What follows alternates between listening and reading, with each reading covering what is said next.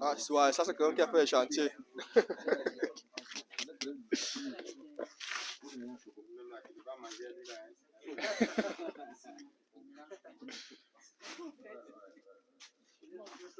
Au fait, l'une des choses que je voulais que vous puissiez retenir, c'est qu'en réalité, il faudrait qu'on arrête avec du genre, lorsque je veux fabriquer mon engrais, si c'est que je ne laisse pas 10 jours, peu importe, on peut fabriquer les engrais et utiliser même au même moment.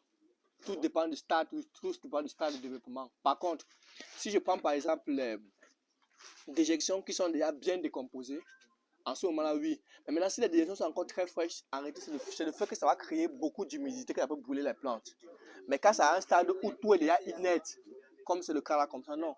On peut pouvoir faire. Et quand vous augmentez les micro-organismes, ça joue un très grand rôle. Le problème, c'est qu'aujourd'hui, au niveau de l'agriculture conventionnelle, le fait qu'ils ne peuvent même pas accepter qu'on puisse passer la c'est parce que les micro-organismes vont jouer le travail gratuit pour vous. Et la différence avec le conventionnel, c'est que les micro-organismes permettent de prévenir beaucoup de maladies. Ça permet de pouvoir nourrir et assainir beaucoup de sols. Je vais vous dire même par exemple, je me rappelle jusqu'en 2014, oui, voilà, attends, voilà. Prends maintenant, j'ai besoin d'un vide, oui. Ouais. Voilà. Verse ça dedans. Oui. Voilà. C'est un micro-organisme. La mélasse, non? Non. Ils sont déjà actifs, monsieur? Oui.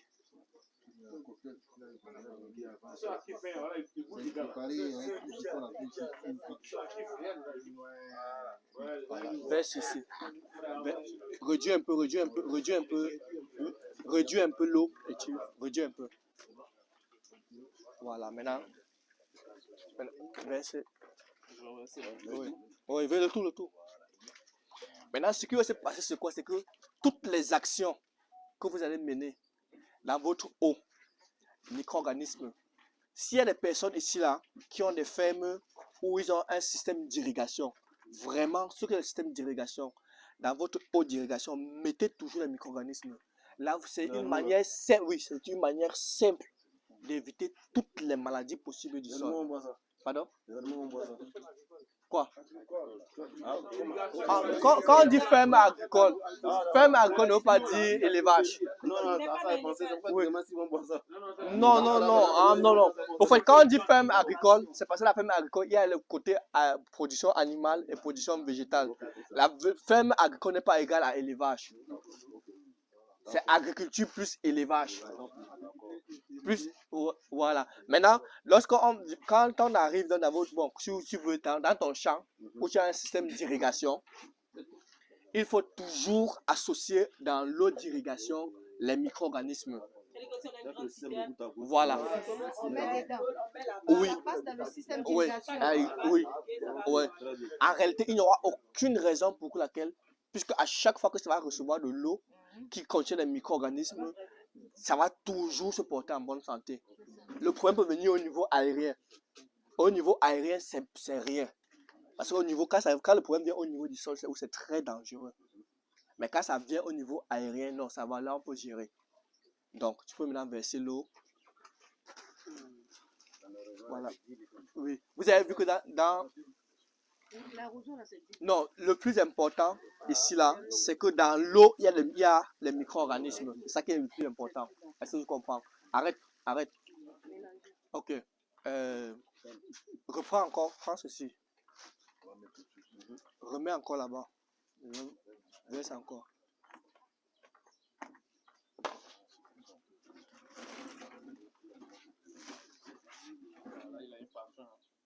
Oui. Voilà.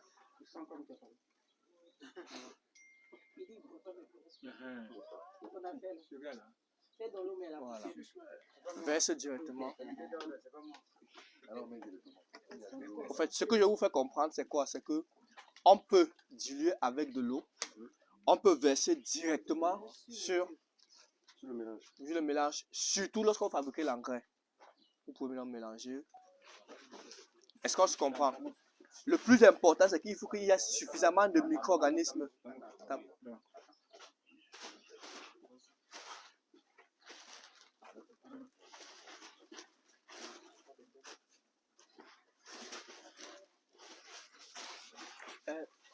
Monsieur Quadio, il est encore sorti. Il y a un élément. En fait, il y a un élément que j'ai besoin. Ça doit être dans les affaires. J'ai besoin de ça.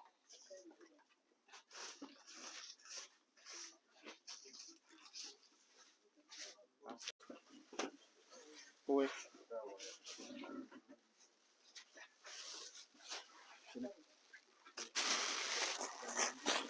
Tout le monde connaît ça, non? Tout le monde connaît ça, non? Oui, voilà. Qui utilise un anango, c'est qui? Les Nigériennes qui ont les boutiques. C'est là où on appelle anango. Ça les appelle anango. Ah, oh.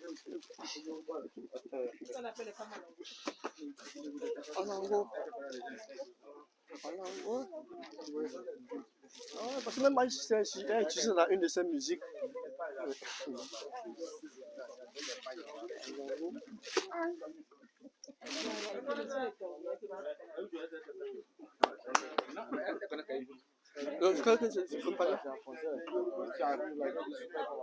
Oui.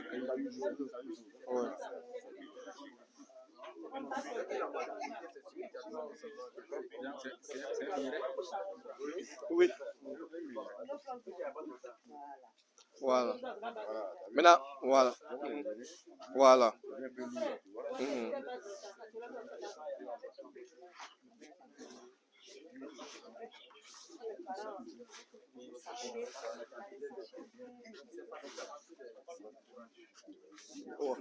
Ouais, appuie. Voilà. Tu vois que maintenant c'est bon, non? Enfin, vous voulez même apprécier le niveau d'humidité.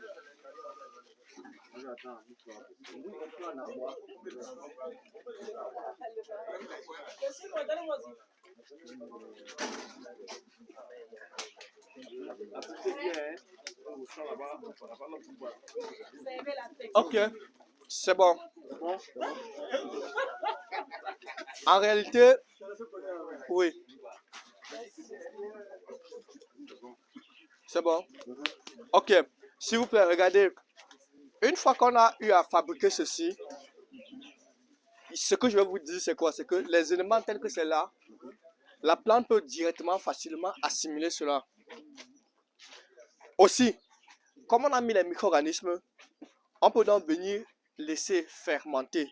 Donc, c'est-à-dire qu'on ferme, on recouvre pour que la population de micro-organismes se multiplie et s'intensifie. Est-ce que vous voyez un peu? Parce que l'une des choses que je veux, c'est qu'il ne faut pas que vous soyez fermé. Il peut arriver que je fabrique et j'utilise, il n'y a pas de problème. Mais si je laisse fermenter, c'est parce que les micro-organismes se décomposent. Et si c'est que je laisse fermenter, lorsque je laisse fermenter et que lorsque j'utilise le phosphite, c'est bien que je laisse fermenter pour qu'il puisse décomposer le phosphite. Parce qu'au bout de 4-5 jours, en réalité, il faut qu'il décompose le phosphite qui se trouve dans la solution, tout en respectant les proportions telles que je vous ai données. Est-ce que vous voyez un peu? Voilà. Donc, c'est très important pour pouvoir permettre à ce que on puisse donc faire cette solution. Mais cette préparation, le plus important, matière organique, minéraux, micro-organismes. Si vous le faites.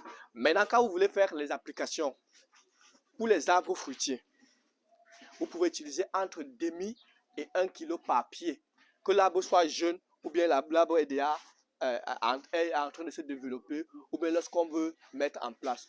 Le plus important, c'est qu'autour de la racine, il puisse avoir la bonne terre. Oui.